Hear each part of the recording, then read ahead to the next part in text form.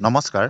ডিচেম্বৰ মাহৰ প্ৰথম সপ্তাহতেই কৰ্মচাৰী আৰু পেঞ্চনাৰসকলৰ লগত জড়িত কেইটামান গুৰুত্বপূৰ্ণ বিষয়লৈ আপোনালোকক স্বাগতম জনাইছোঁ। অৱসৰ লোৱা কেন্দ্ৰীয় চৰকাৰৰ কৰ্মচাৰীৰ বাবে নতুন তথ্য আছে। পেঞ্চনৰ বাবে আবেদন কৰিবলৈ এতিয়া তেওঁলোকে অনলাইন ফৰ্ম 6A পূৰণ কৰিব লাগিব। গতিকে কেন্দ্ৰীয় চৰকাৰৰ অৱসৰৰ পদ্ধতি সম্পৰ্কীয় নতুন নিয়মটো 2024 চনৰ 6 নৱেম্বৰৰ পৰা দেশত কাৰ্যকৰী হ'ব। অৱসৰপ্ৰাপ্ত কৰ্মচাৰীসকলে ভৱিষ্য বা EHRMS পৰ্টেল ব্যৱহাৰ কৰি নতুন একক পেঞ্চন প্ৰপত্ৰ 6A পূৰণ কৰিব পাৰিব। অৱসৰপ্ৰাপ্ত কেন্দ্ৰীয় চৰকাৰৰ কৰ্মচাৰীৰ কাগজৰ আবেদন আৰু বিবেচনা কৰা নহ'ব। এই তথ্য ভাৰত চৰকাৰৰ কৰ্মচাৰী ৰাজহুৱা অভিযোগ আৰু পেঞ্চন মন্ত্ৰালয়ৰ ভিতৰত পেঞ্চন আৰু পেঞ্চনাৰ কল্যাণ বিভাগে প্ৰকাশ কৰা জাননীত প্ৰদান কৰা হৈছে। পূৰ্বে পেঞ্চনৰ আবেদন প্ৰপত্ৰ কাগজত পূৰণ কৰিব লগা হৈছিল, কিন্তু এতিয়া কেন্দ্ৰীয় চৰকাৰৰ চাকৰিৰ পৰা অৱসৰ লোৱা কৰ্মচাৰীসকলে পেঞ্চনৰ বাবে অনলাইন পেঞ্চন ফৰ্ম পূৰণ কৰিব লাগিব। এই নতুন নিয়ম চৰকাৰী প্ৰক্ৰিয়াসমূহ ডিজিটেলাইজ কৰাৰ এক বৃহৎ পদক্ষেপৰ অংশ। গতিকে কেন্দ্ৰীয় চৰকাৰৰ অৱসৰপ্ৰাপ্ত কৰ্মচাৰীৰ কাৰণে এইটো গুৰুত্বপূৰ্ণ খবৰ। দ্বিতীয়টো হ'ল অসম চৰকাৰৰ বদলিৰ নিৰ্দেশনামা বিষয়া কৰ্মচাৰীৰ বিৰুদ্ধে কঠোৰ হ'ব চৰকাৰ। নতুন কৰ্মস্থলীত সময়ত যোগদান নকৰিলে সন্মুখীন হ'ব লাগিব কঠোৰ অনুশাসনমূলক ব্যৱস্থাৰ। কৰ্মচাৰী বিভাগে জাৰি কৰিলে কাৰ্যালয় স্মাৰক। ৰাজ্য চৰকাৰৰ একাংশ বিষয়া কৰ্মচাৰীয়ে বদলিৰ নিৰ্দেশক অঙ্গুষ্ঠ প্ৰদৰ্শন কৰি পূৰ্বৰ স্থানতে কৰ্মৰত হৈ থকা বিষয়টোত কঠোৰ হৈ পৰিছে ৰাজ্যিক সচিবালয়ৰ কৰ্মচাৰী বিভাগ।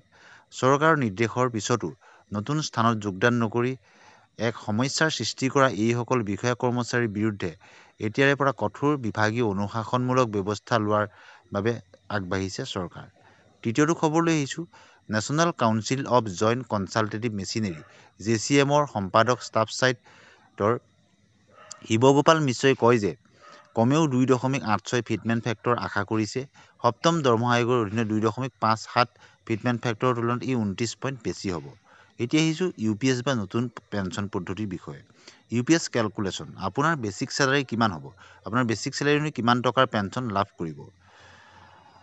UPS পেঞ্চন প্লেন ঘোষণাৰ পিছৰে পৰা চৰকাৰী কৰ্মচাৰীৰ মাজত যথেষ্ট জল্পনা কল্পনাৰ সৃষ্টি হৈছে। এতিয়া সকলোৰে মনত এটা প্ৰশ্ন হৈছে, অৱসৰৰ পাছত UPS পৰিকল্পনা অনুসৰি কিমান পেঞ্চন লাভ কৰিব? বহুতে জানিব বিচাৰে যে অৱসৰ লোৱাৰ সকলে পেঞ্চন কিমান পাব। যদি আপোনাৰ বেচিক পেঞ্চন 60, 70 বা 80 হাজাৰ টকা হয়, তেন্তে এই হিচাপ অনুসৰি আপুনি UPS পদ্ধতি মতে কিমান পেঞ্চন লাভ কৰিব। কেন্দ্ৰীয় চৰকাৰে 2024 চনৰ 24 আগষ্টত একত্ৰিত পেঞ্চন আঁচনি, যাক UPS বুলি কোৱা হয়, ঘোষণা কৰিছিল, যিটো আঁচনি 2024 চনৰ 1 এপ্ৰিলৰ পৰা কাৰ্যকৰী হ'ব। এই আঁচনিৰ জৰিয়তে চৰকাৰী কৰ্মচাৰীক বৰঙণিৰ ওপৰত পেঞ্চনৰ সুবিধা প্ৰদান কৰা হ'ব। আপুনি নিশ্চিত পেঞ্চন পাব। তদুপৰি কৰ্মচাৰীজনৰ মৃত্যুৰ পিছত পৰিয়ালৰ সদস্যসকলক পেঞ্চনৰ সুবিধা প্ৰদান কৰা হ'ব। যিসকলে 10 বছৰৰ অধিক আৰু 25 বছৰৰ কম সময় আগবাঢ়িছে তেওঁলোকে ন্যূনতম 10,000 টকাৰ পেঞ্চন লাভ কৰিব। এতিয়া আহিছোঁ কেন্দ্ৰীয় চৰকাৰৰ কৰ্মচাৰীৰ বাবে ডাঙৰ খবৰ। 18 মাহৰ DA বকেয়াৰ ভাল খবৰ। সম্ভাৱ্য মুক্তিৰ তাৰিখ। বিভাগীয় প্ৰতিবেদন অনুসৰি চলিত মাহৰ শেষৰ পূৰ্বে প্ৰথম কিস্তি আউট হ'ব পাৰে, কিন্তু প্ৰকৃত তাৰিখ এতিয়াও প্ৰকাশ কৰা হোৱা নাই। যদি এই সময়সীমা নিজকে বাস্তৱায়িত কৰিব লাগে, তেন্তে DA বকেয়াই অন্ততঃ কৰ্মচাৰীসকলৰ আৰ্থিক বোজাৰ পৰা সময়মতে সকাহ দিব। গতিকে কৰোনা কালৰ 18 মাহৰ DA সম্পৰ্কে এটা ভাল খবৰ। এতিয়া আহিছোঁ অন্য এটা খবৰলৈ। দেশৰ অকামিলা, অদক্ষ আৰু কলংকিত বিষয়া কৰ্মচাৰীৰ বাবে বিপদ ঘণ্টা নমাইছে কেন্দ্ৰীয় চৰকাৰে। প্ৰধানমন্ত্ৰী নৰেন্দ্ৰ মোদীৰ এটা নিৰ্দেশৰ পাছতে বিভাগে বিভাগে সৃষ্টি হৈছে হাহাকাৰ পৰিস্থিতিৰ। ৰাইজৰ কাম কাজ সঠিকভাৱে আৰু সময়মতে কৰিবলৈ অপাৰগ হোৱা যিকোনো বিষয়ৰ বিৰুদ্ধে শাস্তিমূলক ব্যৱস্থা গ্ৰহণ কৰিব। এতিয়া আহিছোঁ পঞ্চায়ত নিৰ্বাচনৰ ক্ষেত্ৰত 1 ফেব্ৰুৱাৰীৰ পৰা 5 ফেব্ৰুৱাৰীৰ ভিতৰত পঞ্চায়ত নিৰ্বাচনৰ সম্ভাৱনা। 28 ডিচেম্বৰত প্ৰকাশ পাব সংশোধিত চূড়ান্ত ভোটাৰ তালিকা। এতিয়া আহিছোঁ বোনাছ সম্পৰ্কত এটা ভাল খবৰ। এই বোনাছ 2023-24 বিত্তীয় বৰ্ষৰ বাবে ভাৰতীয় সেনা আৰু সেনা অস্ত্ৰ কৰ্পছ, যাক AOC বুলি কোৱা হয়, নিয়োজিত যোগ্য প্ৰতিৰক্ষা অসামৰিক কৰ্মচাৰীক প্ৰদান কৰা হ'ব। এই বোনাছ ৰাষ্ট্ৰপতিয়ে অনুমোদন জনাইছে আৰু প্ৰতিৰক্ষা মন্ত্ৰালয়ে আনুষ্ঠানিকভাৱে ঘোষণা কৰিছে। নিশ্চিতভাৱে এই বোনাছ কেৱল সীমিত সংখ্যক প্ৰতিৰক্ষা অসামৰিক কৰ্মচাৰী আৰু PLB আঁচনিৰ অধীনত অহা এনে কৰ্মচাৰীৰ ক্ষেত্ৰতহে প্ৰযোজ্য হ'ব। বোনাছ গণনাৰ ভিত্তিত কৰ্মচাৰীজনে তেওঁলোকৰ মাহিলী দৰমহাৰ পৰিমাণ 30.4ৰে ভাগ কৰি ৰাখি পায়। তাৰ পিছত তেওঁ সেই যোগফলক 30ৰে গুণ কৰে।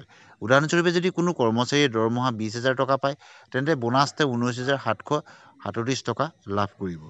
গতিকে আজি আমি কৰ্মচাৰী আৰু পেঞ্চনাৰসকলৰ লগত জড়িত এই গুৰুত্বপূৰ্ণ খবৰকেইটা আপোনালোকলৈ আগবঢ়াই দিলোঁ।